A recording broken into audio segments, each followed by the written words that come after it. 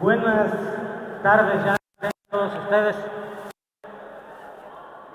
Voy a compartirles una charla que he titulado Hacia la construcción de una comunidad educativa que aprende. Por ahí en el cartel que se publicó decía una escuela que aprende. Bueno, también la escuela, pero nos vamos a ir hasta la comunidad. Ser el último tiene sus desventajas. Los doctores que me antecedieron me dejaron la vara muy alta y ahora hay que tratar de saltarla. Y la otra es que pues ya la mayoría de ustedes están cansados y agobiados por el calor, pero espero me permitan compartirles este mensaje.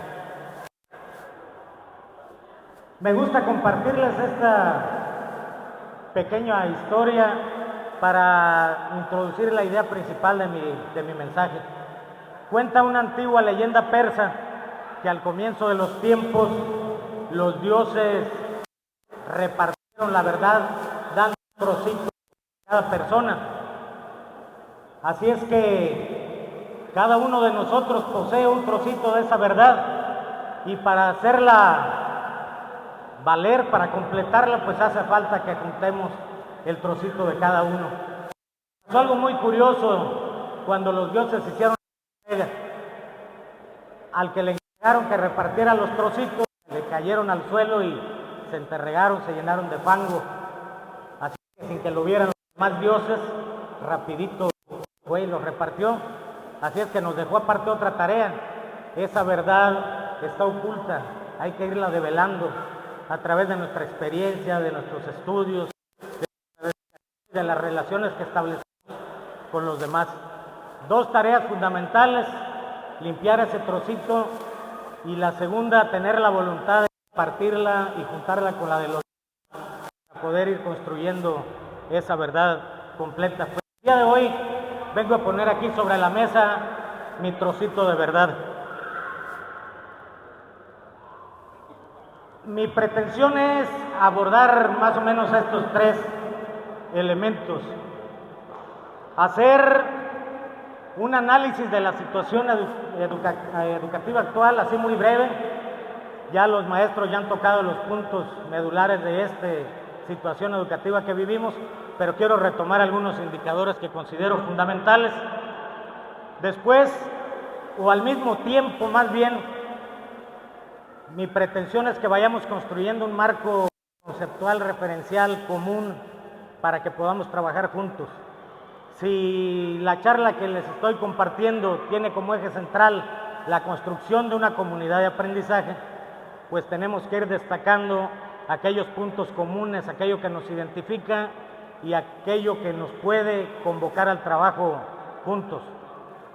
Y bueno, al final hacerles un regalo también por el Día del Maestro, pero como soy maestro, pues el regalo no es de dinero, sino es una gran invitación a integrar una comunidad de aprendizaje fuerte, organizada, contundente aquí en el municipio de Arteaga. Dicen el viejo adagio que a río revuelto ganancia de pescadores. En la actualidad estamos viviendo una crisis educativa y yo creo que de eso somos conscientes todos. Es una crisis educativa global, no es local, no es nacional siquiera. Existe ambigüedad en el concepto mismo de educación y los que nos dedicamos a esto, pues tendríamos que ir clarificando, consensando ese gran concepto que nos une y que es la razón de ser de nuestra persona y de nosotros como profesionales. Entonces, considero fundamental que tengamos una perspectiva, como dice la teoría de la complejidad. Hay que ver las cosas muy de cerca, de manera muy específica, con las particularidades que requiere, con el toque técnico, digamos. Pero es importante también tomar distancia y ver las cosas con una perspectiva más distante, para poder apreciar todos los elementos que intervienen en esa relación compleja que es la sociedad. Edgar Morin, en su teoría del pensamiento complejo, nos propone algunos conceptos que creo que nos sirven como lupa para mirar la realidad que estamos viviendo y poder articular de alguna manera una propuesta educativa. Esto, maestros, sinceramente yo también me lo he dicho, me suena a mí mismo como un sueño guajiro, pero bueno, creo que los sueños, si se trabaja por ellos, se pueden lograr. Como decía en alguna ocasión una anécdota que me contaron, que dice, cuando era joven un día tuve un gran sueño. Y le preguntan, ¿y qué pasó? Pues me dormí y se me quitó. Pero al sueño al que yo me refiero no es ese sueño de dormirse. Es un gran sueño, maestro, realmente, créanmelo, sinceramente se los digo.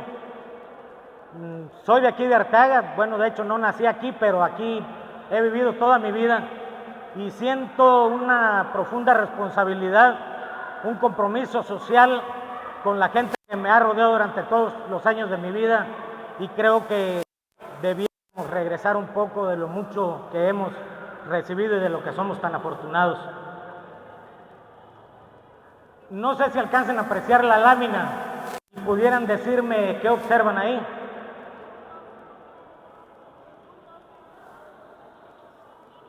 En alguna ocasión me decían que parecía la superficie de un balón de básquetbol, pero si vamos tomando un poco de perspectiva y le vamos dando forma, podemos ir viendo de qué se trata,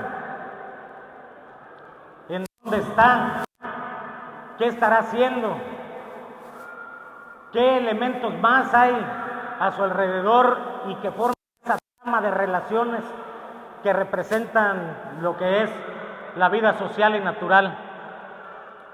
Hasta la perspectiva más distante en la que vemos el panorama completo. Ese es el planteamiento de la teoría de la complejidad, maestros. Creo que para poder hacer una crítica constructiva de algo, pues necesitamos apoyarnos en algunos lentes. Nosotros no inventamos el negro, pero otros que sí investigaron y que se han dedicado su vida a la investigación, pues nos lo aportan ya como teoría y metodología, y creo que tenemos que apoyarnos en eso para poder interpretar la realidad.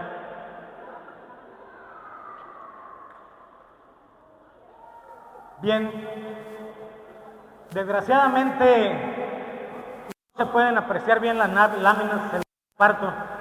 Quise presentar entre dos conceptos fundamentales. Estoy tratando de tomar mucha perspectiva, maestros, para analizar la situación educativa actual. Como les decía antes, si vemos muy cerca el ojo de la mosca, en el caso educativo diríamos hay que revisar la cuestión de aula, lo que ya le decía el doctor, mirar la cuestión curricular, técnica, metodológica, los momentos metodológicos del proyecto, etcétera, la cuestión más cercana o más inmediata a lo que es el proceso enseñanza-aprendizaje. Pero desde esta perspectiva acá, más lejos que les planteaba, donde ya no se ve ni siquiera la mosca, el basurero a lo lejos y todo el ambiente, el ecosistema que lo rodea. Existen dos conceptos que se han confundido a lo largo de la historia humana: desarrollo y crecimiento económico. Y se ha esforzado la humanidad en alcanzar uno u otro, pero de manera indistinta, sin establecer una distinción clara entre lo que es una cosa y lo que es la otra.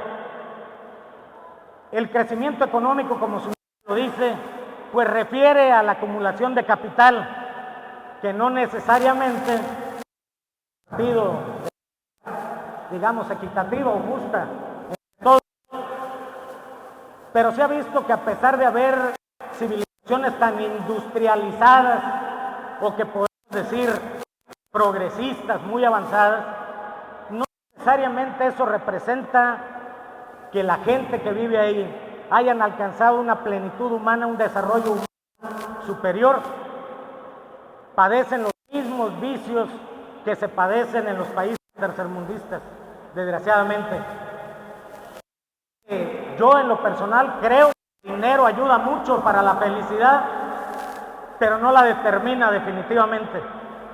Creo que la humanidad ha equivocado el rumbo, deforestando y devorando el planeta en ese afán de crecimiento económico, sin fijarse que lo que estamos destruyendo es nuestra propia casa y nuestras propias posibilidades de ser realmente felices y alcanzar la plenitud del desarrollo humano. Hay un autor, Manfred Magniff, que nos habla en su libro Desarrollo a Escala Humana, hace un análisis muy profundo sobre determinar primero cuáles son las necesidades humanas, porque se ha llegado a creer que la sociedad, al ir avanzando, cada vez se nos generan más necesidades. Muchos dicen, oye, ¿qué es para ti ahorita traer un buen celular? No, pues es una necesidad. Dice, yo no traigo este celular por lujo, sino por necesidad. O tengo un carro porque es una necesidad, ahorita necesito moverme en carro, esto es una necesidad. Dice Manfred Magniff que eso no es cierto. Las necesidades humanas no cambian, son finitas, o sea, son las mismas y van a ser las siempre que existamos seres humanos. Lo que cambian son los satisfactores, la forma como resolvemos o atendemos esas necesidades. Así es que desde esa perspectiva que les hablaba acá de Lejecitos, es importante que vayamos construyendo este marco conceptual, maestros, creo, para poder enfocar nuestros esfuerzos hacia una verdadera transformación. Yo en lo personal, y por eso les decía desde un principio, me puse el guaracha de la espinada. Yo voy a compartirles mi trocito de verdad, lo que he ido quitándole de tierrita ahí a través de mi experiencia y mis estudios. Y mi trocito de verdad dice que lo que tenemos que hacer es pensar en el desarrollo a escala humana, que ese sea el propósito fundamental, que despliegue una serie de acciones, ahora sí si quieren curriculares, pedagógicas, técnicas, metodológicas y todo lo demás, pero primero es tener claro el rumbo, porque en la actualidad, en la crisis global que les decía que no es propia de México, pues pareciera que las transformaciones se quieren hacer por decreto, y yo creo que esto no opera así. ¿Cuántas reformas curriculares hemos vivido la mayoría de los que estamos aquí? Yo en lo personal, del 93 para acá. Y créanme que en mi experiencia he visto que muy pocos, muy buscan implementar el currículo tal cual se plantea con enfoque, estrategias metodológicas, etc. ¿A qué obedece el currículo real? La práctica docente en las aulas. Obedece principalmente, maestros, desde el punto de vista a nuestros paradigmas, a cómo fui formado, ni siquiera a cómo me enseñaron mal, más bien a cómo fui educado, a los maestros que tuve, a aquellos modelos con los que me identifico o con los que hubo afinidad, y eso define mi personalidad profesional en las aulas. Insisto, ese es mi punto de vista. Creo que el currículo se tiene que construir desde aquí, maestros, y por eso les decía la invitación a que construyamos una comunidad de aprendizaje, pero voy para allá. Tenemos un marco normativo, creo que por demás suficiente para ir delimitando ese faro de luz que nos indique hasta indilgar los esfuerzos educativos. El artículo 3 constitucional, a pesar de todas las reformas que le han hecho, sigue teniendo vigente este párrafo que resalto en negrita, lo que lo van a ver, que dice: la educación que imparte el Estado tenderá a desarrollar armónicamente todas las facultades del ser humano. Ahí está el foco, maestros.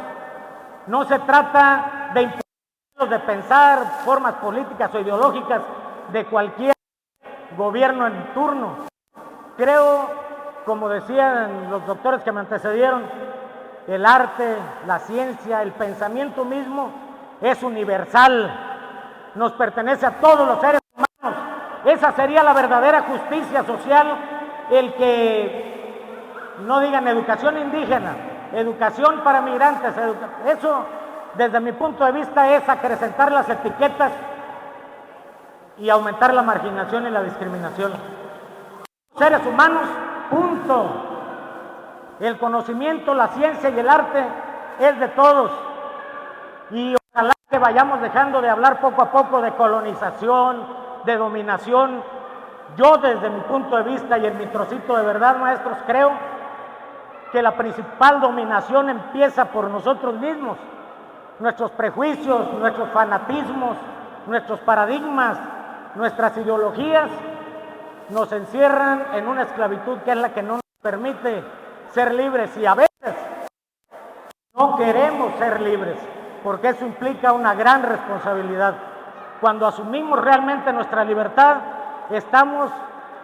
somos vulnerables, maestros, porque lo que ocurra depende solo y únicamente de nosotros mismos. Les planteo una pregunta, no necesariamente para que la respondan, sino para reflexionar. Entonces, maestros, si coincidimos en una crisis educativa global, ¿debemos cambiar la educación? ¿O deberíamos transformar la educación? Yo entiendo cambiar como quitar algo, poner otra cosa en su sitio. Y eso es lo que se ha ido haciendo. ¿Cuántos años? ¿Cuántas décadas? Pretender quitar, desmantelar por completo, que no quede ninguna coma de nada. Y luego tratar de reconstruir con todas las inconsistencias que eso representa. Decía el doctor, ¿en qué año vamos del sexenio? Ya faltan 15 meses para que termine este sexenio y estamos pretendiendo conocer una nueva propuesta curricular. La transformación, maestros, implica dos componentes fundamentales. Uno, permanece, que tenga esencia y nombre aquello que cambia, que se transforma, y los elementos que cambian, que nos habla de una evolución, de una transformación.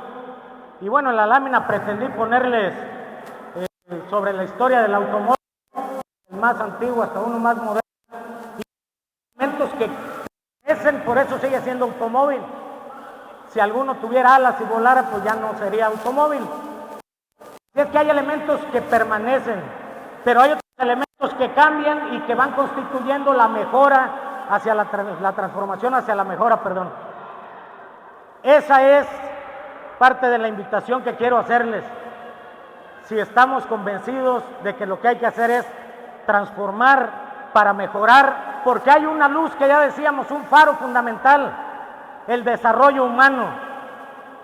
Si aspiramos y trabajamos hacia allá, maestros, creo que todo lo demás que Marx describe en superestructura podría irse acomodando y adaptando a ese desarrollo a escala humana, y hablaría de las instituciones, de las organizaciones, de la propia política, de las creencias, de los cultos y de todo lo que circula alrededor de la educación.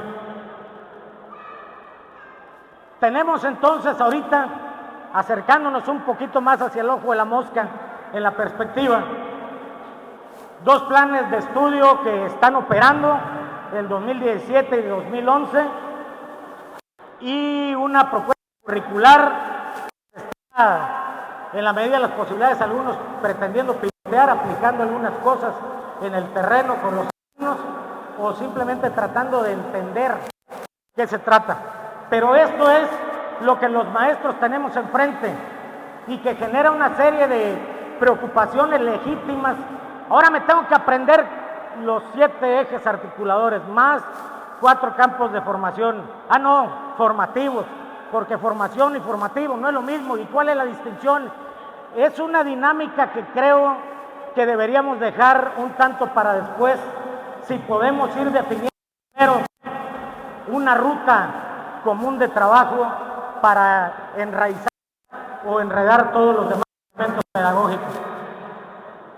En medio está nuestra práctica, maestros, tomando aquí, tomándole de allá, agarrándole de esto, y no hay una regulación pedagógica siquiera, porque se siguen tantos caminos que al último no se sabe hacia dónde se dirigen. Yo retomaría de todo lo que tenemos vigente actualmente, maestros, la nueva escuela mexicana, poner a la comunidad de los aprendizajes. Creo que eso es fundamental.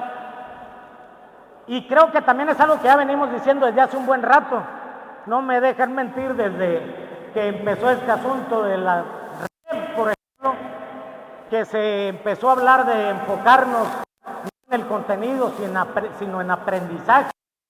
Entonces, bueno, desde entonces se decía hay que contextualizar la práctica educativa, es sacarla de la escuela y llevarla a la comunidad. Creo que es un concepto muy rescatable que retoma la nueva escuela mexicana y lo pone como núcleo, y por ahí es por donde va el norte y esa luz del faro que les hablaba, pues que tiene que ser el desarrollo a escala humana.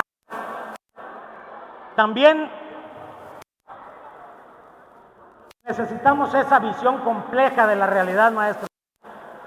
Y también es un planteamiento que hace claramente la nueva escuela mexicana en el análisis de la situación educativa actual, que hace y dice: dejemos las asignaturas, dejemos de parcelar el conocimiento, aspiremos a una visión más compleja, más sistémica de la realidad, que nos permita realmente resolver las problemáticas que nos aquejan.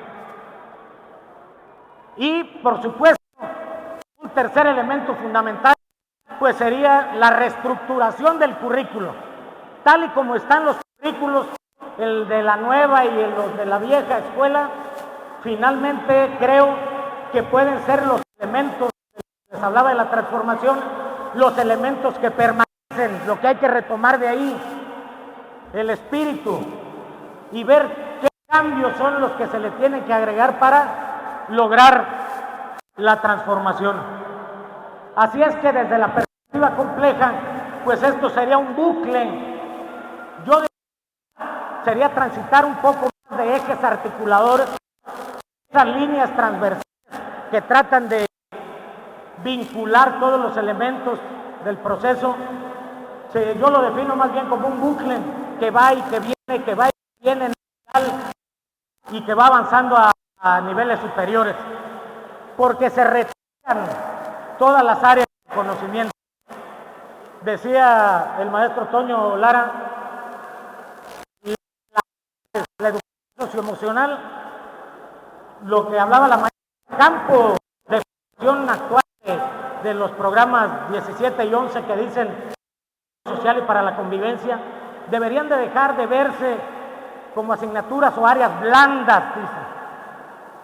Son ese bucle articulador de la práctica docente que debe ser medular. Por eso no se debe estudiar arte para aprender arte, o conceptualizar el arte, o adquirir una habilidad artística, sino se trata de que se desarrolle, acuérdense, el desarrollo a escala humana, la sensibilidad humana.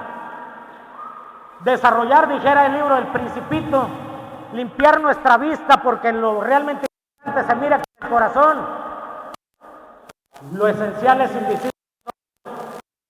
Esa capacidad que los niños tienen ya de manera natural, simplemente nos corresponde en esa posibilidad de desarrollo a escala humana. La tarea que nos ocupa a todos, maestros, es la educación. Tenemos entonces que repensar ese concepto. Escuchamos a padres de familia que dicen: la educación es cosa de la escuela. Pero algunos maestros dicen: a ver, a mí me toca instruirlo, la educación es en la casa. Tendríamos que repensar el concepto, maestros. desde los antiguos griegos o más, las culturas latinoamericanas, en todos lados del mundo, que se ha entendido por educación. Y hasta donde yo he construido en mi trocito de verdad, educación, maestros, es todo aquello que implica la formación del hombre, el caminar todo el tiempo hacia esa mejor versión de lo que podemos ser, reconociendo que en nosotros mismos existe lo virtuoso y lo perverso, y a partir de ahí caminar hacia adelante. Por eso creo que hay dos componentes que no pueden faltar al hablar de educación: el componente crítico y el componente ético. Si la educación solamente es crítica, en el mejor de los casos, pudiéramos lograr ciudadanos muy expertos en tal o cual área del conocimiento, con mucho dominio, muy inteligentes, pero pueden ser personas perversas. Y si nos enfocamos por el lado solamente de la ética, podemos tener gente con muy buenas intenciones, pero dicen que el camino al infierno está enladrillado de buenas intenciones. Se necesita la acción, la crítica. Entonces, creo que estos dos elementos son fundamentales y deben estar unidos cuando hablemos de educación. Porque a la educación se le han colgado muchas etiquetas, que la educación nueva, que la educación tecnocrática, que la educación con equidad de género, la educación para la inclusión. Yo creo que la educación es todo eso o no es educación. Si la educación no es inclusiva, ¿cómo va a ser educación? Si no es integral, si no es equitativa, entonces no se trata de etiquetas. Creo yo que son rasgos que inherentes a este concepto. La educación, por eso mismo, por el mal entendimiento que hemos tenido de ella y por los paradigmas que nos acompañan en nuestra historia, maestros, la hemos encaminado, desde mi punto de vista, a tres rumbos fundamentales. La instrucción, los maestros que creemos que el trabajo es instruir, enseñar a leer, a escribir, a resolver operaciones matemáticas, a construir los conceptos de ciencias, etcétera. La instrucción, pero se despoja de los componentes que les hablaba, de lo crítico y de lo ético, y por lo tanto se desvirtúa el proceso de educación. También se ha confundido con socialización. Muchos que definen la educación dicen es el proceso de inclusión de un niño a la cultura de la sociedad adulta, hacerlo de manera exitosa, eso es educación. Pero yo les preguntaría, ¿la cultura de nuestra sociedad adulta no tiene esas dos caras, la virtuosa y la perversa? Como dicen en algunas religiones, el mismo diablo era un ángel muy hermoso, ¿no? Creo que esta metáfora nos habla de cómo la perversidad y la maldad tiene su lado estético, atractivo. ¿Y qué ofrece nuestra cultura en relación a eso? Mucha perversidad, maestros, escondida en ritmo, disfrazada de música, pero que detrás ofrece estereotipos muy peligrosos para nuestros niños. Y esa es la realidad, donde se hace apología no solo del delito, apología de la adicción, apología hasta de la prostitución y apología de muchas perversidades. Y como se dice, con ritmo y bailando, pues es atractivo. Pero insisto, muy riesgoso para nuestros niños y para nuestras niñas. Así que la asociación no garantiza educación.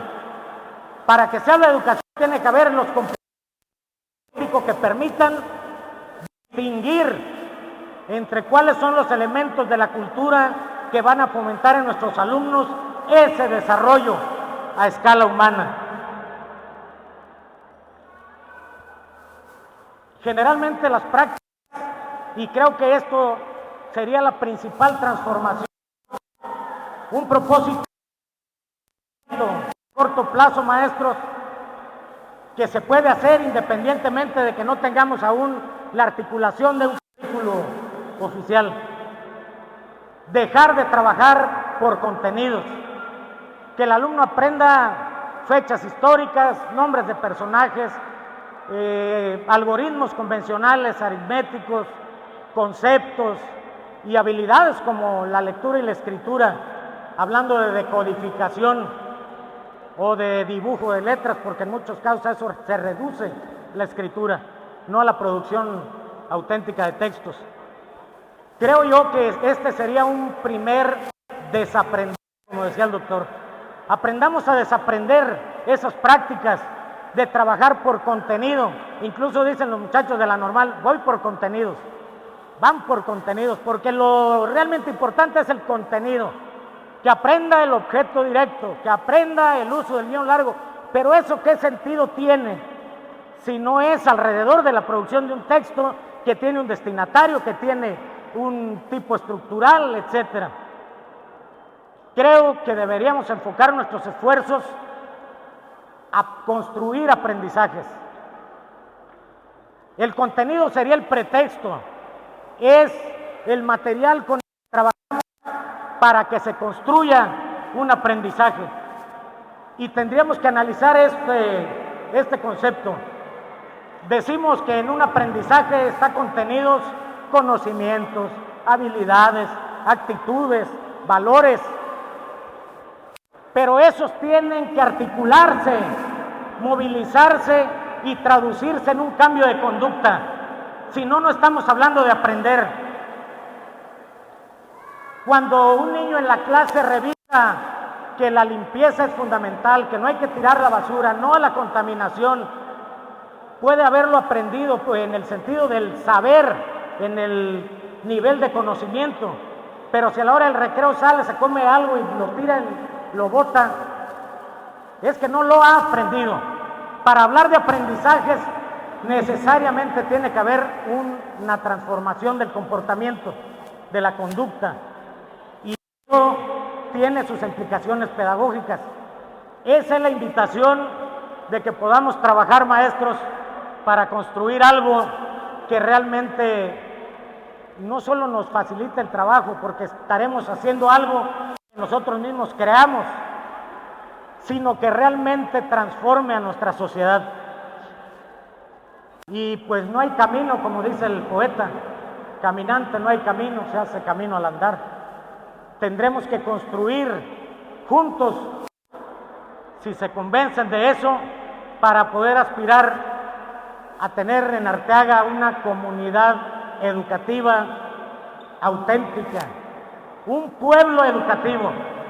Esa es la aspiración. En eso consiste el sueño guajiro. Una comunidad de aprendizaje, maestros, es el espacio donde se reúnen diferentes, hay que partir de eso, de la diferencia, para perseguir propósitos comunes, articulando un mismo lenguaje y un mismo entusiasmo. La riqueza está en la diferencia y en la diversidad, y creo que esos elementos están presentes en nosotros. Pero también lo decían los doctores que me antecedieron, es fundamental decir cómo, si no esto como campaña política, ¿no? Les voy a hacer un puente, no hay ni río, pues también el río. Tenemos que decir cómo, para saber si es viable o no, si es posible o no, y si nos entusiasma a todos o no. Un elemento fundamental es que aprovechamos la estructura institucional, maestros. En Arteaga tenemos niveles desde el inicial al superior.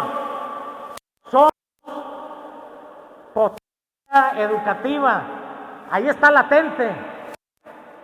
Hasta la naturaleza, los recursos naturales, sacarlos de abajo de la tierra como lo están haciendo en las minas. Para aprovechar la madera hay que ir hasta la sierra, talarlo, saber cuál, cortar en qué momento y una serie de procesos. Pues el tesoro está aquí, todo es tarea de descubrirlo. Otro elemento que tenemos a favor en el cómo es la iniciativa que tiene la autoridad municipal. Creo que el que hayan iniciado este espacio académico que el día de hoy se ha dedicado para eso, es un gran acierto. Yo en lo personal me siento halagado, no solamente porque me invitaron a participar el día de hoy y tuve la gran oportunidad de compartir este mensaje, sino porque creo que están haciendo lo correcto en ese sentido de buscar que Arteaga tenga una cara distinta. Y es a través de nosotros, los maestros, los profesionales de la educación, que creo que podemos arrancar este camino. Gracias, maestro Ignacio, gracias, regidora, gracias, regidores, a todos por esta oportunidad. Y si los maestros se animan, los vamos a estar hostigando para que nos apoyen y le echemos los kilos en que se pueda trabajar en esta inquietud que quiero dejarles el día de hoy. Quizá no alcancen a ver las láminas, pero a lo mejor las letras un poco. Arteaga no es un pueblo mágico. No tenemos las características que tiene Pátzcuaro, Quiroga u otros pueblos mágicos del estado. Esos no son nuestros recursos. Arteaga pues, no es un puerto industrial, está cerquitas, pero no somos un puerto industrial. Tampoco tenemos playas turísticas. La más cercana y que nos decimos es nuestra, es Toscano, yo creo.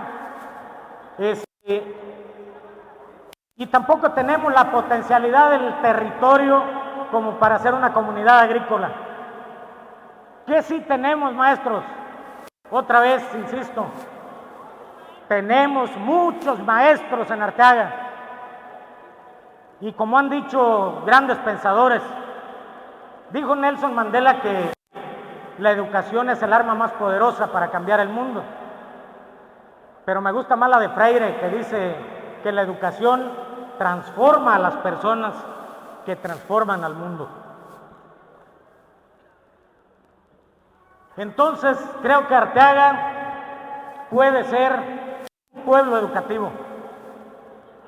Creo que esa es la opción. ¿Se imaginan? Eso sería darle sentido a los postulados de los que les hablé anteriormente.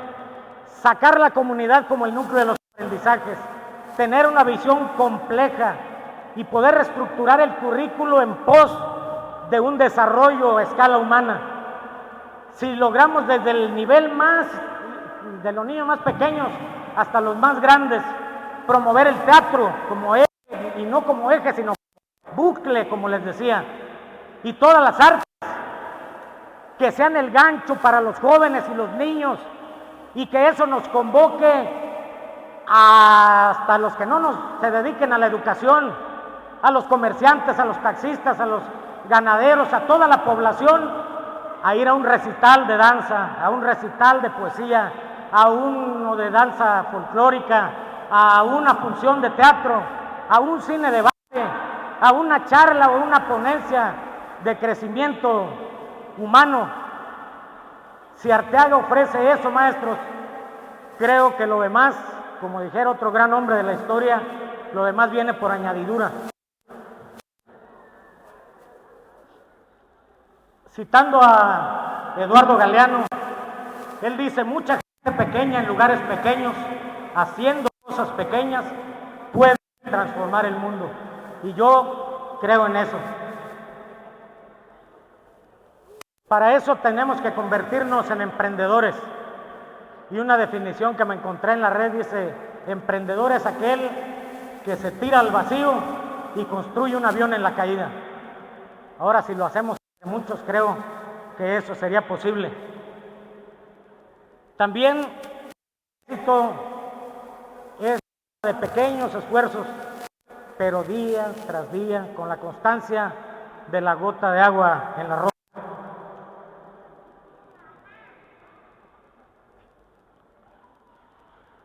Así es que ese es el planteamiento, maestros, esa es mi propuesta.